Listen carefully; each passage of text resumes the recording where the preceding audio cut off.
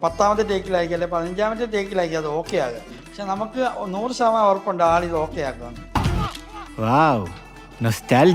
Alphons പുത്തൻ്റെ dialogue delivery ഉണ്ടല്ലോ, കാരണം ഇത്രയും ഒരു നെടുനീളൻ ഡയലോഗാണ്. അപ്പോൾ അദ്ദേഹം അത് എങ്ങനെയായിരുന്നു? അദ്ദേഹം അത് മൊത്തം സ്ക്രിപ്റ്റ് കാണാതെ പഠിച്ച് പറയണം. നമ്മളെങ്ങനെയാണ് സ്കൂളിൽ എക്സാം എഴുതാൻ പഠിക്കുന്നത്, അന്ന് ഞാൻ പഠിച്ചില്ലായിരുന്നു. ഈ പടത്തിൽ ഞാൻ എങ്ങനെയാണ് അത്രയും നന്നായിട്ട് ചെയ്യാൻ നോക്കുക. അതേപോലെ തന്നെ ആളുടെ ഭാഗത്തു നിന്ന് അത്രയും നല്ല ശ്രമങ്ങളുണ്ടായിരുന്നു. അപ്പം ആളൊരു ഭയങ്കര പ്രൊഫഷണൽ ആർട്ടിസ്റ്റായിട്ടല്ല നമ്മുടെ മുമ്പിൽ വന്ന് നിന്നതൊന്നും. പക്ഷേ ആള് എന്നാൽ പോലും ആ ചെയ്യുന്ന പരിപാടികളിൽ ഭയങ്കര അങ്ങേറ്റ ആത്മാർത്ഥമായിട്ട് 100% തരാൻ നോക്കുന്ന ഒരാളാണ്. അപ്പം ഒരു ടേക്കോ 2 ടേക്കോ അല്ല അവിടുത്തെ ഇത്. ചിലപ്പം 10ാമത്തെ ടേക്കിലായിരിക്കും അല്ലെങ്കിൽ 15ാമത്തെ ടേക്കിലായിരിക്കും അത് ഓക്കെ ആകുക. പക്ഷെ നമുക്ക് 100% ഉറപ്പുണ്ട് ആളിത് ഓക്കെ ആക്കുമെന്ന്.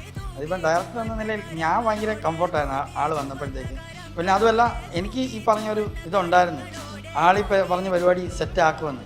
ഇത്ര ലേറ്റ് ആയാലും ശരി ആളവിടെ എത്തുമെന്ന് എനിക്ക് ഉറപ്പുണ്ടായിരുന്നു.